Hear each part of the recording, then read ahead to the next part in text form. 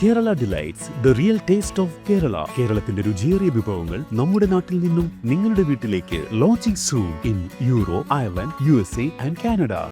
നമസ്കാരം from പോർട്ടോറിക്കോ, Commonwealth of പോർട്ടോറിക്കോയിൽ നിന്നും നിങ്ങൾക്ക് ഏവർക്കും സ്വാഗതം. അപ്പോൾ പോർട്ടോറിക്കോ എന്ന് പറയുന്നത് എന്താണെന്ന് ഞാൻ ഇന്നലെ ഒരു സൂചന തന്നായിരുന്നു. പോർട്ടോറിക്കോ എന്ന് പറയുന്നത് റിച്ച് പോർട്ട് എന്നാണ് പോർട്ടോറിക്കോൻ്റെ അർത്ഥം. ഇത് നമ്മുടെ അമേരിക്കയുടെ ഒരു ടെറിട്ടറിയാണ്. അമേരിക്കയിലെ സ്ഥലമാണോ എന്ന് ചോദിച്ചു കഴിഞ്ഞാൽ അമേരിക്കയുടെ ഒരു ടെറിട്ടറിയാണ് എന്ന് നമുക്ക് പറയാൻ പറ്റുള്ളൂ. ഇവിടെ CCTV ക്യാമറ ഒക്കെ ഉണ്ടല്ലോ. ഇത് ലോക്കായില്ലേ? എനിക്ക് എപ്പോഴും ഒരു സംശയമാണ് ലോക്കായെന്നുള്ളത്. അപ്പോൾ കോമൺവെൽത്ത് ഓഫ് പോർട്ടോറിക്കോ, കോമൺവെൽത്ത് ഓഫ് പോർട്ടോറിക്കോ എന്നാണ് പറയുന്നത്. അത് കോമൺവെൽത്തിൻ്റെ സ്ഥലമായിരുന്നു. അതിനുശേഷം ഈ പറഞ്ഞ പോലെ അമേരിക്കയുടെ കയ്യിലെത്തിയതാണ്. അതാണ് സംഭവം. അപ്പോൾ പോർട്ടോറിക്കോ എയർപോർട്ടിൽ വന്നിട്ട് ഞാൻ ഈ കാണുന്ന ഹുണ്ടായി എലൻട്ര കാറ് റെൻറ്റിനെടുത്തായിരുന്നു. അപ്പോൾ ആ കളറിന് മാച്ച് ആവാൻ വേണ്ടി എടുത്ത് വെച്ച് തൊപ്പിയാണ്. അതല്ല, വെയിലാണ്. സോ നമ്മളിന്ന് ഈ വണ്ടിയിൽ ഒരു സ്ഥലത്തേക്ക് പോവാണ്. ഒരു 19 കിലോമീറ്റർ വരുന്ന ഒരു യാത്രയാണ് നമ്മളിപ്പോൾ പോകാൻ പോകുന്നത്. 50 കിലോമീറ്റർ എന്ന് പറയുമ്പോഴത്തേന് എങ്ങോട്ടാന്നല്ലേ പറയാം. 12,000 മൈൽ ഓടിയ വണ്ടിയാണെന്ന് എന്തായാലും ഇത് പറയുകയല്ല. കണ്ടു കഴിഞ്ഞാൽ അത്രയും എന്താ പറയുക, കുഴപ്പമില്ലാത്ത വണ്ടിയാണ്. സോ നമ്മൾ ആക്ച്വലി ഇപ്പോൾ പോകാൻ പോകുന്നത് ഇവിടുത്തെ, അതായത് അമേരിക്കയിലെ ആകെയുള്ള ഒരു ട്രോപ്പിക്കൽ റെയിൻ ഫോറസ്റ്റ് സ്ഥിതി ചെയ്യുന്നത് ഇവിടെയാണ്. നമ്മുടെ പോർട്ടോറിക്കോ എന്ന് പറയുന്ന ഈ ഒരു ദ്വീപിലാണ്. ആ ഒരു ട്രോപ്പിക്കൽ റെയിൻ ഫോറസ്റ്റിന്റെ പേരെന്ന് പറയുന്നത് എല്യുൻകെ എന്നാണ്. എല്യുൻകെ. അപ്പൊ ഈ എല്യുൻകെ എന്ന് പറഞ്ഞ സ്ഥലത്തേക്കാണ് നമ്മളിപ്പോൾ ഒരു ഡ്രൈവ് പോകുന്നത്. ഇവിടുത്തെ ഒരു മസ്റ്റ് വിസിറ്റ് ആയിട്ടുള്ള ഒരു സ്ഥലമാണ് ഈ എല്യുൻകെ എന്ന് പറയുന്നത്. അപ്പൊ അങ്ങോട്ടേക്കാണ് നമ്മളിപ്പോൾ പോകുന്നത്. 50 കിലോമീറ്റർ ഉണ്ട് ഫസ്റ്റ് ഡ്രൈവ്, 50 കിലോമീറ്റർ. കരോളീന എന്നാണ് ഈ പ്രൊവിൻസിന്റെ പേരെന്ന് തോന്നുന്നു. ഇവിടെ കരോളീന എന്നാണ് എനിക്ക് കാണാൻ സാധിക്കുന്നത്.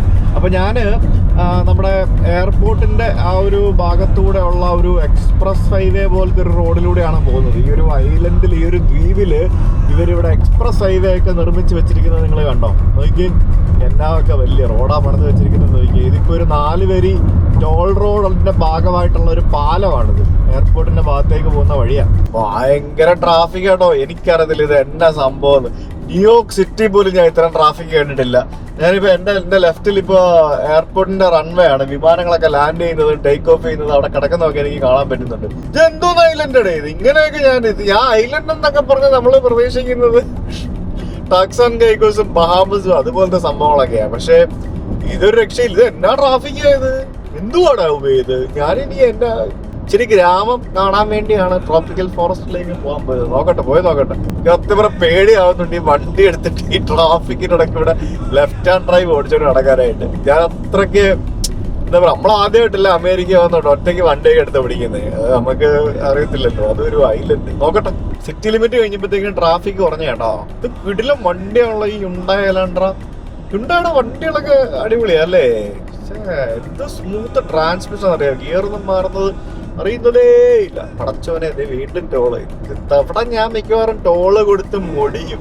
ഇവിടത്തെ ടോളില് സ്ലോ ആക്കുകയേ വേണ്ട. നമുക്ക് ഇങ്ങനെ പറപ്പിച്ച് പോയാൽ നമ്മൾ ദുബായിലൊക്കെ ഉള്ള പോലെ കണ്ടില്ലേ? കേട്ടോ. അപ്പൊ ഞാൻ സ്ലോ ചെയ്യുന്നുണ്ടോ? ഇല്ലല്ലോ. നമ്മുടെ ടോൾ പ്ലാസയാണ് കടന്നിരിക്കുന്നത്.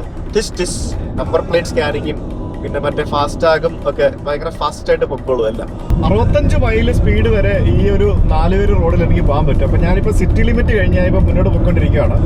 എനിക്ക് 20 കിലോമീറ്റർ ഈ കാണുന്ന വഴിയിലൂടെ നേരെ പോകണം. 65 മൈൽ എന്ന് പറയുമ്പോഴത്തേക്കിനും എനിക്ക് തോന്നുന്നു ഏകദേശം നമ്മുടെ 100 കിലോമീറ്റർ/അവർ സ്പീഡ്. അതാണ് 65 മൈൽ എന്ന് പറയുന്നത്. ഹൈവേന്ന് പുറത്തിറങ്ങി ദൈവമേ, ഇത് സ്റ്റോപ്പ് സൈൻ ആയിരിക്കും അല്ലടാ? ഇത് മൊത്തം പാറയോ എന്തൊക്കെയോ പറഞ്ഞ് എഴുതി വെച്ചിരിക്കുക. റോഡ് സൈൻ മൊത്തം സ്പാനിഷ് ഭാഷയിലാണ് കേസ്. ഒന്നും മനസ്സിലാവുന്നില്ല.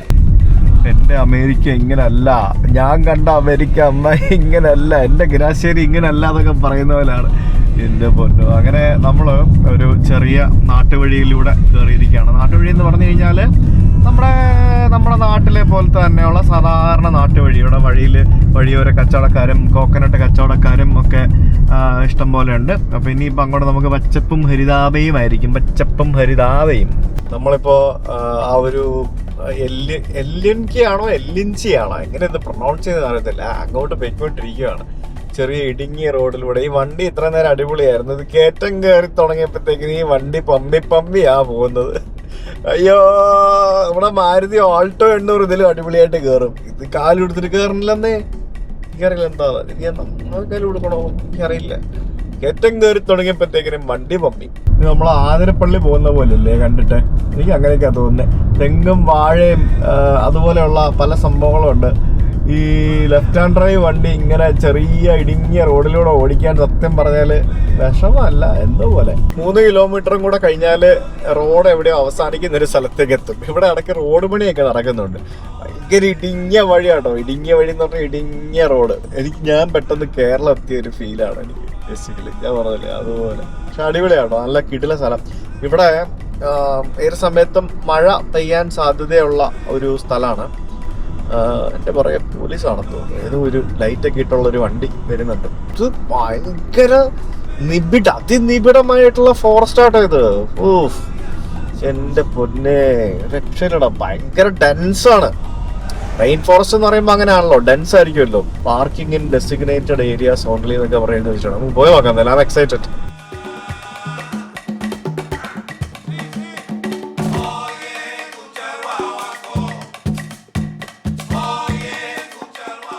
ഇത് നല്ല അടിപൊളി സ്ഥലം. അതായത് ലിറ്ററലി നമ്മുടെ നാട്ടിൻപുറം പോലെ, ഇടുക്കി പോലെ, അല്ലെങ്കിൽ അതുപോലത്തെ കടയാണ്. പള്ളിവാസലൊക്കെ കാണുന്ന പോലത്തെ കടയില്ലേ, ഇത് അതുപോലത്തെ കട. ഇത് ശരിക്കും ഇത് നമ്മുടെ നാട്ടിൽ എവിടെയോ, എനിക്ക് ഇടുക്കി ജില്ലയിൽ എത്തിയ പോലെയാണ് ഫീൽ ചെയ്യുന്നത്. അല്ലെങ്കിൽ നമ്മൾ കർണാടകത്തിൽ അഗുംബെ എന്നൊക്കെ പറഞ്ഞ, അത് അഗുംബെ റെയിൻ ഫോറസ്റ്റ് ആട്ടോ. അഗുംബെ വഴിയൊക്കെ ഡ്രൈവ് ചെയ്തിട്ടുണ്ടെങ്കിൽ നിങ്ങൾക്ക് ശൃംഗേരി ആ ഭാഗം, ആ റൂട്ടിൽ കൂടെ ഒക്കെ ഡ്രൈവ് ചെയ്തിട്ടുണ്ടെങ്കിൽ കിട്ടുന്നൊരു ഫീലാണ് നമുക്ക് ഇവിടെ വരുമ്പോൾ കിട്ടുന്നത്. അപ്പുറത്തും ഇപ്പുറത്തും ചെറുതും വലുതുമായിട്ടുള്ള കടകളും മറ്റുമൊക്കെ ആയിട്ട്. അവിടെ മുമ്പിലൊരു റെഡ് സിഗ്നൽ കാണാം. എനിക്ക് തോന്നുന്നു അവിടെ എന്തോ 1 വേ ട്രാഫിക്ക് മറ്റോ ഉണ്ട്. ഇവിടെ ഡേ യൂസ് ഏരിയ ആണ്. അതായത് വൈകിട്ട് 5 മണി മുതൽ 8 മണി വരെ ക്ലോസ് ആണ്. അതിനുള്ളിൽ വന്നു പോകണം. അപ്പം ഞാനിപ്പോൾ 3 മണിയായി വന്നപ്പോൾ. തുടങ്ങി മഴയുടെ കാര്യം പറഞ്ഞതേ ഉള്ളൂ. മഴ തുടങ്ങി. ഞാൻ കറക്റ്റ് മുകളിലെത്താറായപ്പോഴത്തേക്കിനും മഴ തുടങ്ങി. റെയിൻ ഫോറസ്റ്റിൽ വന്നിട്ട് മഴ കിട്ടാണ്ട് എങ്ങനെയാ കേസ് പോവാ? എൻ്റെ പൊന്നു, ഞാൻ പെട്ടു നോക്കി. ഞാനിവിടെ 55 കിലോമീറ്റർ വണ്ടി ഓടിച്ച് ആ മലയുടെ കുന്നിൻ്റെ മേളിൽ വന്നു കഴിഞ്ഞപ്പോഴത്തേക്കിനും ഇവിടെ പെരുമഴ. എന്നാ അവസ്ഥയാന്ന് നോക്കി. ഇത് റോഡ് എൻഡാണ്. ഇവിടെ വന്നു കഴിഞ്ഞിട്ട് ഇവിടെ ഇങ്ങനെ ഒരു സർക്കിളാണ്. ഈ ഒരു സർക്കിളിൽ ആക്ച്വലി തീരും. പിന്നെ അങ്ങോട്ടേക്ക് പോകാൻ പറ്റത്തില്ല. പിന്നെ ഇവിടെ ട്രക്കിംഗ് ആണ്. ട്രക്ക് ചെയ്തൊരു മലയുടെ മേളിൽ പോയിട്ടൊരു സാധനം കാണാൻ പറ്റും. അതാണ് ഇവിടുത്തെ സംഭവം എന്ന് പറയുന്നത്. അത് കാണാൻ പോകാമെന്ന് വെച്ചാണ് ഇങ്ങോട്ട് വന്നത്. അൺഫോർച്ചുനേറ്റ്ലി ഇത് കണ്ട മഴ. എന്നാ അവസ്ഥയാന്ന് നോക്കിക്കോളെ. എന്തൊരു കഷ്ടമാണ് ഇത്. നമ്മളിപ്പോൾ വന്നിരിക്കുന്ന ഈ എല്യൂൻകി എന്നാണ് ഇവർ പറയുന്നത്. ക്യൂ സാധാരണ ചി എന്നുള്ള രീതിയിലാണ് പ്രൊനൗൺസ് ചെയ്യുന്നത്. ഇതിപ്പം ഇത് എല്യൂൻകി എന്നാണ് പറയുന്നത്. ഈ എല്യൂൻകി എന്ന് പറയുന്ന ഈ സ്ഥലമുണ്ടല്ലോ, ഇത് നമ്മുടെ US-ലെ ആകെയുള്ള ഒരു ട്രോപ്പിക്കൽ റെയിൻ ഫോറസ്റ്റ് സിസ്റ്റമാണ് എന്ന് പറയേണ്ടിയിരിക്കുന്നു. അതായത് ഇവരുടെ നാഷണൽ ഫോറസ്റ്റ് സിസ്റ്റത്തിൽ പോർട്ടോറിക്കോയിലെ നോർത്ത് ഈസ്റ്റേൺ റീജിയനിലാണ് ഈ ഒരു എല്യൂൻകി എന്ന് പറയുന്ന ഈ ഒരു സ്ഥലം സ്ഥിതി ചെയ്യുന്നത്. ഇത് സിയറ ഡി ലുക്കിലോ എന്ന് പറയുന്ന ഒരു മൗണ്ടൻ റേഞ്ചിലാണ് ഇത് സ്ഥിതി ചെയ്യുന്നത്. ഏകദേശം 30,000-ഓളം ഏക്കർ കണക്കിന് വരുന്ന സ്ഥലത്താണ് ശരിക്കും ഇത് സ്ഥിതി ചെയ്യുന്നത്. ഇതിൻ്റെ റിച്ച് ബയോഡൈവേഴ്സിറ്റി എന്ന് പറയുന്നതും അതേപോലെ തന്നെ ഇവിടുത്തെ ഏറ്റവും ആനുവൽ റെയിൻഫോൾ എന്ന് പറയുന്നതും വളരെ കൂടിയ ഒരു സംഭവമാണ്. പിന്നെ വളരെ ഡൈവേഴ്സ് ആയിട്ടുള്ള ഒരു എക്കോസിസ്റ്റം ഇവർക്കുണ്ട്. പിന്നെ മൗണ്ടനിൽ ധാരാളം നദികളുണ്ട്, വെള്ളച്ചാട്ടങ്ങളുണ്ട്, ഭയങ്കര വെജിറ്റേഷൻ ഉണ്ടെന്ന് പറഞ്ഞു കഴിഞ്ഞാൽ പലതരത്തിലുള്ള ചെടികളും ബാക്കിയുള്ള സംഭവങ്ങളും പല സംഭവങ്ങളും ഇതിനകത്തുണ്ട്. സത്യം പറഞ്ഞാൽ അമേരിക്കയിൽ ഇതുപോലൊരു സ്ഥലം വേറെ ഇല്ല എന്നാണ് നമുക്ക് മനസ്സിലാക്കാൻ സാധിക്കുന്നത്. അതായത് അമേരിക്കയിൽ എല്യൂൻകി പോലെയുള്ള ഒരു സ്ഥലം വേറെ ഇല്ല. അത് കാണണമെങ്കിൽ ഇവിടെ പോർട്ടോറിക്കോയിൽ തന്നെ വരണം. അതുകൊണ്ട് തന്നെ പോർട്ടോറിക്കോയിൽ വന്നു കഴിഞ്ഞാൽ മിസ് ചെയ്യാൻ പാടില്ലാത്ത ഒരു സ്ഥലമാണ് ഈ ഒരു എല്യൂൻകി. ഈ ടൈനോ എന്ന് പറയുന്ന ആൾക്കാരെ പറ്റി ഞാൻ ഇതിനു മുമ്പ് പറഞ്ഞിട്ടുണ്ട്, നിങ്ങൾക്ക് ഓർമ്മയുണ്ടാവും. ഇതിനു മുമ്പ് പോയ രാജ്യങ്ങളിലെല്ലാം ബഹാമസ് മുതൽ ഞാൻ പറയുന്നതാണ് ടൈനോ ആളുകൾ. ഈ ടൈനോ ആളുകൾ ഈ ഒരു എല്യൂൻകി എന്ന് പറയുന്ന ഈ ഒരു പ്രദേശം വളരെ ഡിവൈനായിട്ട് അല്ലെങ്കിൽ വളരെ സേക്രഡായിട്ട് കണ്ടിരുന്നൊരു പ്രദേശമാണ്. കാരണം അവർക്കറിയാം, അവർ പണ്ട് കാലം മുതൽ നമുക്കറിയാമല്ലോ, ഇപ്പം നമ്മുടെ മലദൈവങ്ങൾ എന്നൊക്കെ പറഞ്ഞുകൊണ്ട് നമ്മൾ ഉള്ള കൺസെപ്റ്റുകളൊക്കെ ഇല്ല. അപ്പോൾ അതേപോലെ തന്നെ പ്രാചീന മനുഷ്യർ വളരെ സേക്രഡായിട്ട് കണ്ടിരുന്ന ഒരു സ്ഥലമാണ് ഈ ഒരു എല്യൂൻകി എന്ന് പറയുന്നത്. ഇവിടെ നിങ്ങൾ മേളിൽ ഒരു എല്യൂൻകി പീക്ക് ടവർ എന്ന് പറഞ്ഞിട്ടൊരു പീക്ക് ടവർ കണ്ടില്ലേ? ആ പീക്ക് ടവറിലേക്ക് ഇവിടെ നിന്ന് നടന്നു പോകണമെങ്കിൽ 2.5 കിലോമീറ്റർ നടക്കണം. ഏകദേശം 1 കിലോമീറ്ററിലധികം നമ്മൾ നടന്ന് മല കയറി മേളിലോട്ട് പോയാൽ മാത്രമേ ആ പീക്ക് ടവറിൻ്റെ അവിടേക്ക് എത്തുള്ളൂ. നമുക്ക് തൽക്കാലം ഇപ്പോൾ സ്റ്റോക്ക് വീഡിയോ ഉപയോഗിച്ചിട്ടുള്ള പീക്ക് ടവറിൻ്റെ ദൃശ്യങ്ങൾ നമുക്ക് കാണാം. ഇവിടെ താഴെ നിന്ന് ഞാൻ നോക്കി കണ്ടു. തൽക്കാലം ഇപ്പം അങ്ങോട്ട് പോകാനുള്ള കെൽപ്പില്ല എന്നല്ല പറഞ്ഞത്, കെൽപ്പൊക്കെ ഉണ്ട്. പക്ഷേ ഏത് സമയത്തും മഴ പെയ്യാൻ സാധ്യതയുള്ളതുകൊണ്ടും നനഞ്ഞു കഴിഞ്ഞാലുള്ള പ്രിക്കോഷൻസ് എടുക്കാതിരുന്നത് കൊണ്ടും I am not going there. ഞാൻ ഇവിടുത്തെ സ്ഥലം കാണിച്ചു തരട്ടെ. മഴ ഒന്ന് ചെറുതായിട്ടൊന്ന് ചാറിയിട്ട് കുറഞ്ഞിട്ടുണ്ട്. സ്ഥലം കാണിച്ചു തരട്ടെ. സിറ്റിയിലെ സ്ഥലമാണ് ഗൈസ്, നോക്ക്, പൊളിയല്ലേ. അതായത് രമണ, ഇവിടെ ഈ കാണുന്ന നമ്മുടെ കവുങ്ങ് പോലത്തെ ഒരു സാധനം കണ്ടോ? ഈ സാധനം ഇതാണ് ഇവിടുത്തെ ഒരു വ്യത്യസ്തമായ സാധനം. പിന്നെ പ്ലാവ് പോലത്തെ ഒരു സംഭവം, പ്ലാവാണെന്ന് തോന്നുന്നു നിൽക്കുന്നത്, പ്ലാവൊക്കെ നിൽപ്പുണ്ട്. പിന്നെ അങ്ങ് ദൂരെ നമുക്ക് കടൽ കാണാം കണ്ടോ. അങ്ങോട്ട് ചെന്ന് കഴിഞ്ഞാൽ ഒടുക്കത്തെ ചൂടായിരിക്കും. ഞാനിപ്പോൾ ആ ചൂടത്തുനിന്നല്ലേ ഇങ്ങോട്ട് വന്നത്. കടൽ കണ്ടോ? കണ്ടില്ല, അവളങ്ങ് മഴയോ സംഭവങ്ങളോ ഒന്നുമില്ല, ആ ഭാഗത്തൊന്നും ഒരു മഴയില്ല. കടൽ നമ്മളെ താഴെ അവിടെ നല്ല വെയിലാണ്. നമ്മൾ ഇത്രയും ഭംഗിയുള്ള ഈ ഒരു പ്രദേശത്താണ് നമ്മളിപ്പോൾ ഇങ്ങോട്ട് കയറി വന്നിരിക്കുന്നത്. കണ്ടില്ലേ, ഇത് തെങ്ങല്ല, ഇത് ബേസിക്കലി കവുങ്ങ് പോലത്തെ ഒരു സാധനമാണ്. ഒരു കൈൻഡ് ഓഫ് പനയാണ്. ഇത്തരത്തിലുള്ള പന ഉപയോഗിച്ചിട്ടാണ് നമ്മൾ ഇന്നലെ കണ്ട വീഡിയോയിലെ എയർപോർട്ടിൻ്റെയൊക്കെ ആ ഒരു സംഭവങ്ങളൊക്കെ നിർമ്മിച്ചിരിക്കുന്നത്. മനസ്സിലായില്ലേ? ഇവിടെ വണ്ടികളൊക്കെ പാർക്ക് ചെയ്തിട്ട് ആൾക്കാർ ട്രക്കിങ്ങിനൊക്കെ ആയിട്ട് പോയിരിക്കുകയാണ്. ഇവിടെ 1-2 മലയുടെ മേളിലേക്ക് നമുക്ക് ട്രക്ക് ചെയ്ത് പോകാൻ പറ്റും. ട്രക്ക് ചെയ്ത് പോയിട്ട് നമുക്ക് ആ ഒരു സംഭവം കാണാൻ പറ്റും. ഇവിടെയും നമ്മുടെ വണ്ടിയുടെ മുൻപിൽ നമ്പർ പ്ലേറ്റ് ഇല്ല കേട്ടോ, ബാക്കിൽ മാത്രമേ നമ്പർ പ്ലേറ്റ് ഉള്ളൂ, ഫ്രണ്ടിൽ നമ്പർ പ്ലേറ്റ് ഒന്നുമില്ല. ഈ വണ്ടി കാണാൻ ഭയങ്കര ലുക്കാണേ. ഇവിടെ ഭയങ്കര പിൻ ഡ്രോപ്പ് സൈലൻസ് ആണ്. നമുക്ക് ആകെ പ്രകൃതിയുടെ ശബ്ദം മാത്രമേ നമുക്ക് ഇവിടെ കേൾക്കാൻ സാധിക്കുന്നുള്ളൂ. ഇപ്പം ഈ പോർട്ടോറിക്കോ എന്ന് പറഞ്ഞ സ്ഥലത്തെ ഈ ഒരു ഐലൻഡിലെ ഹയസ്റ്റ് ആൾട്ടിറ്റ്യൂഡിലുള്ള ഒരു സ്ഥലമാണിത്. പക്ഷേ ഭയങ്കര ബോത്തായിരുന്നു കേട്ടോ ഇങ്ങോട്ടേക്ക് വന്നത്. ശരിക്കും അവിടെ ഞാൻ ട്രക്കിങ്ങിനും കൂടെ പോയായിരുന്നുണ്ടായിരുന്നെങ്കിൽ, നിങ്ങളൊരു ട്രക്കിംഗ് പേഴ്സൺ ആണെന്നുണ്ടെങ്കിൽ you should definitely go there എന്ന് ഞാൻ പറയുള്ളൂ. ഇതിങ്ങനെ ഡെഡ് എൻഡ് ആണ്. നമുക്ക് ഇവിടെ വരെ വന്നിട്ട് നമ്മൾ തിരിച്ച് കറങ്ങി തിരിഞ്ഞ് താഴോട്ടിറങ്ങി പോകണം. അങ്ങനെയാണ് ഇതിൻ്റെ പരിപാടി എന്ന് പറയുന്നത്. But it's A really nice place. നമ്മൾ ഇത്രയും ദിവസം ഒരു മഴയോ അല്ലെങ്കിൽ ഈ പറഞ്ഞ പോലെയുള്ള ഒരു വെതറോ നമ്മൾ വേറെ എവിടെയും കണ്ടിട്ടില്ല. ഇതുപോലെ തനി എന്താ പറയുക, ടിപ്പിക്കൽ അത് ഒറിജിനൽ റെയിൻ ഫോറസ്റ്റ്. യെസ്, ആ ഒരു റെയിൻ ഫോറസ്റ്റ് കാണണമെന്നുണ്ടെങ്കിൽ അമേരിക്കക്കാർക്ക് ഇവിടെ പോർട്ടോറിക്കോയിൽ വന്നേ പറ്റുള്ളൂ. ഇവിടെ തൊട്ട് താഴെയായിട്ട് ഇവിടെ ഒരു എന്താ പറയുക, ഒരു പാർക്കിംഗ് ഏരിയ ഉണ്ട്. ഇവിടെ ടോയ്ലറ്റൊക്കെ പണിത് വെച്ചിട്ടുണ്ട്. പിന്നെ ഇവിടെ ചെറിയൊരു വെള്ളച്ചാട്ടം പോലത്തെ ഒരു അരുവി, വെള്ളച്ചാട്ടം എന്ന് പറയാൻ പറ്റില്ല, ഒരു അരുവി പോലത്തെ ഒരു സ്ഥലമുണ്ട്. അത് കാണാൻ വേണ്ടി ആൾക്കാർ പോകുന്ന സ്ഥലമാണ് അവിടെ. ഇത് എന്താ പറയുക, ഇതിനകത്ത് കയറി വന്നു കഴിഞ്ഞാൽ ഒരു കാട്ട പോലും ഇല്ല കേട്ടോ, ഒരു കുന്തവും ഇല്ല, ഒന്നുമില്ല. എനിക്കാണെങ്കിൽ ഒരു വെള്ളമാണായിരുന്നു, അതുപോലും എൻ്റെ ഇതില്ല.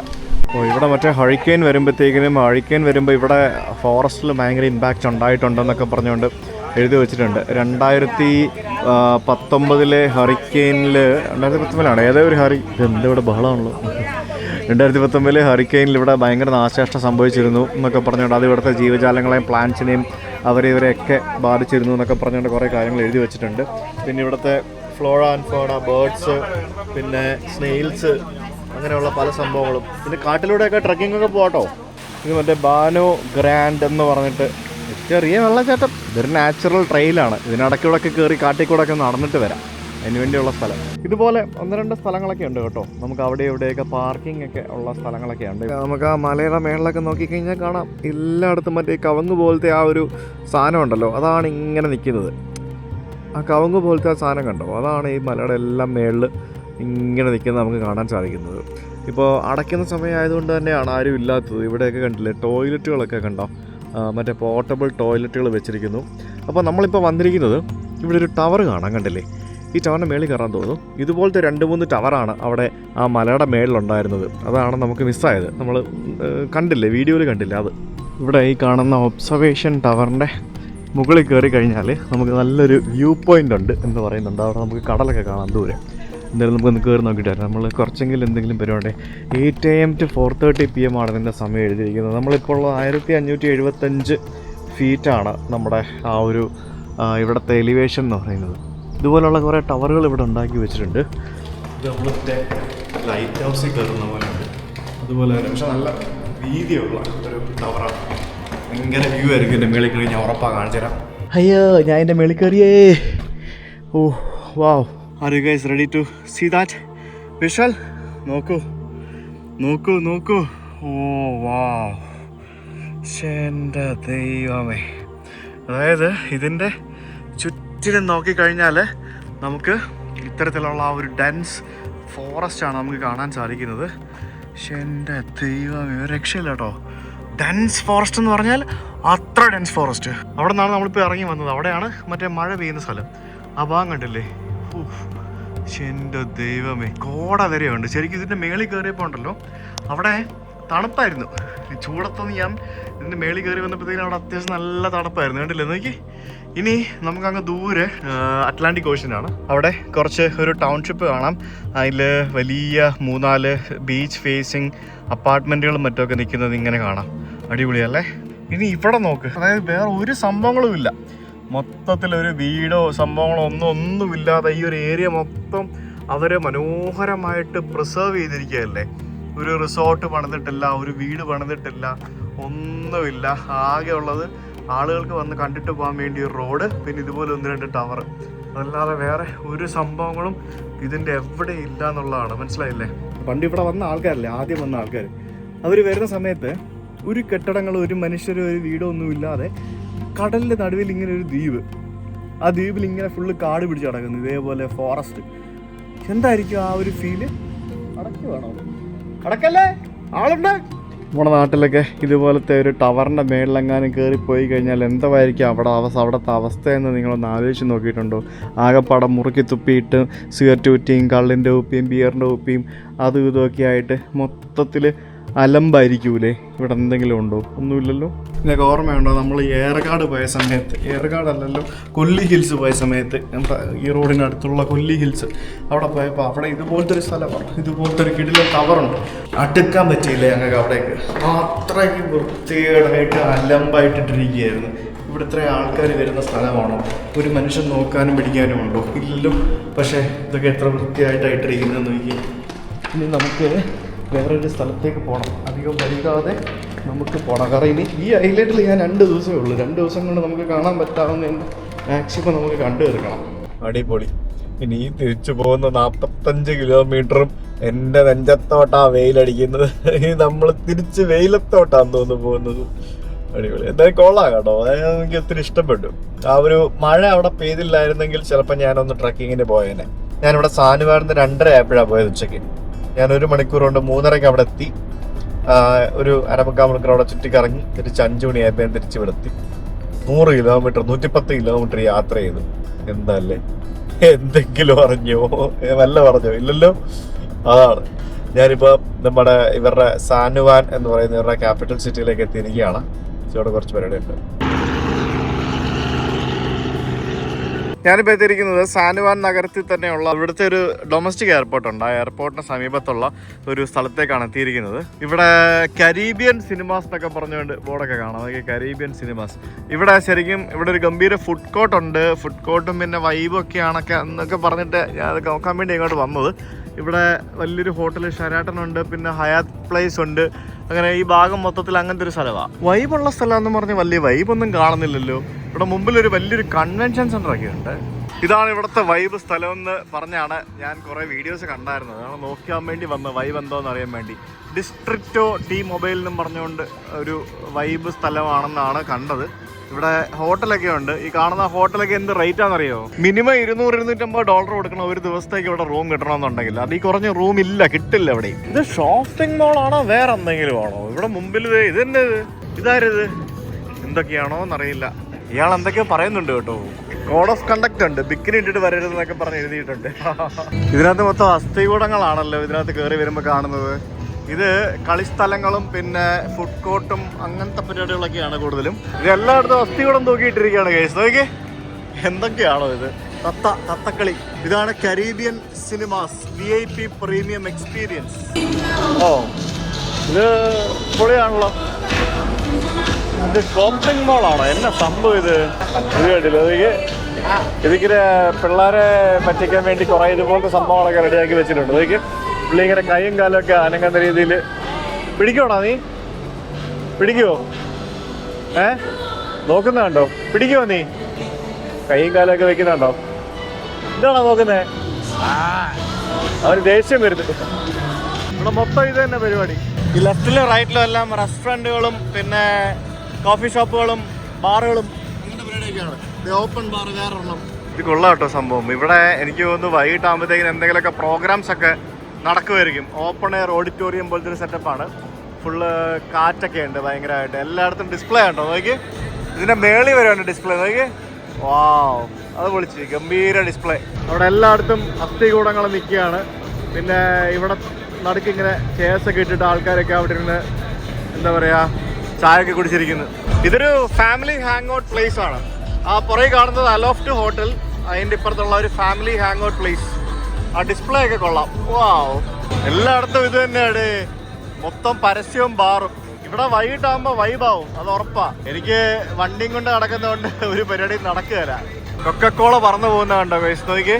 അതായത് ഇവിടെ ഒരു പരസ്യം വന്നു കഴിഞ്ഞാൽ ഇവിടെ ചുറ്റിനും എല്ലാ ഡിസ്പ്ലേയിലും അത് തന്നെ ആയിരിക്കും. കണ്ടില്ലേ, എല്ലായിടത്തും അതിൻ്റെ കണക്റ്റഡ് സാധനമാണ്. മുകളിലും സൈഡിലും അവിടെ ഇവിടെ എല്ലാം സെയിം പരസ്യമാണ് ഇങ്ങനെ ഓടിക്കൊണ്ടിരിക്കുന്നത്. നോക്കി, ഞാനിവിടെ ഒരു കടയിൽ കയറിയിട്ട് പിസ്സ ഓർഡർ ചെയ്തു. പിസ്സ ഇവരുണ്ടാക്കിക്കൊണ്ടിരിക്കുകയാണ്. എന്തോ ഒരു പിസ്സ ഓർഡർ ചെയ്ത്. എന്ത് കട പേര്, എന്തോ ഒരു കട പേര് മറന്നു, അറിയില്ല ഗൈസ്.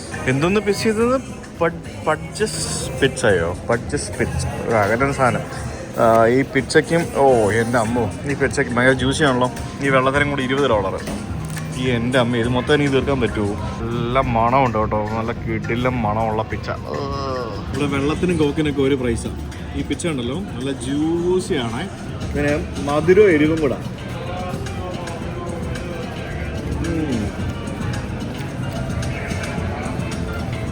ആദ്യം മധുരിക്കും പിന്നെ എരിയും, അങ്ങനെയാണ് എൻ്റെ പരിപാടി. ഞാൻ ആ പിസ്സ വാങ്ങിച്ചത് മൊത്തം കഴിക്കാൻ പറ്റിയില്ല. എൻ്റെ പകുതി കഴിച്ച് ബാക്കി പകുതി ഞാൻ അവർ ഇതേപോലെയല്ലേ തന്നെ. അപ്പോൾ ഞാൻ പകുതി കഴിച്ചിട്ട് പകുതി കയ്യിലെടുത്തു. ഇനി രാത്രിയിലെങ്ങാനും വീട്ടിൽ പോയിട്ട് കഴിക്കാം. നീ ഇവിടെ എങ്ങനെയാണോ പാർക്കിങ്ങിൻ്റെ പേയ്മെൻറ്റ് അകത്ത് വാലിഡേറ്റ് ചെയ്യണമെന്നും പറഞ്ഞ് എഴുതിയിട്ടുണ്ടായിരുന്നു. ഞാൻ അകത്ത് വാലിഡേറ്റ് ചെയ്തിട്ടുണ്ടായിരുന്നു. നോക്കട്ടെ ഇതിനകത്ത് എങ്ങനെ പരിപാടി. ഇൻസേർട്ട് ടിക്കറ്റ് ഫ്രീ ആണോ? ഫ്രീ എന്ന് പറഞ്ഞാൽ അങ്ങനല്ല, നമ്മളകത്ത് സാധനം വാങ്ങിച്ചില്ലേ, ഫുഡ് വാങ്ങിയില്ലേ, അന്നേരം അത് വാലിഡേറ്റ് ആയി, അതാ സംഭവം. അത്രേ ഉള്ളൂ.